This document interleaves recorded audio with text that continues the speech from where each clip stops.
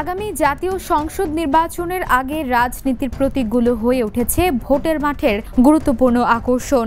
ধানের শীষ, নৌকা, লাঙল কিংবা দাড়িপাল্লার মতো পরিচিত প্রতীকগুলো শুধু প্রতীক নয়, এগুলো মানুষকে ভোটের দিকে টেনে নিয়ে যায়। এবারের নির্বাচনের প্রাক্কালে দেখা যাচ্ছে বিএনপি ও জামায়াতে ইসলামীর কর্মীরা ধানের শীষ ও দাড়িপাল্লার প্রতীকের পক্ষে মাঠে সরব, মিছিল, গণসংযোগ এবং প্রচারণা চলছে সকাল থেকে রাত। আর আওয়ামী লীগের নৌকা এখনো সরাসরি নিষেধাজ্ঞার কারণে নেই ভোটের মাঠে। নতুন দল এনসিপি কিংবা জাতীয় নাগরিক পার্টির কাঙ্ক্ষিত প্রতীক শাপলা থাকলেও তারা পেয়েছে শাপলার কলি।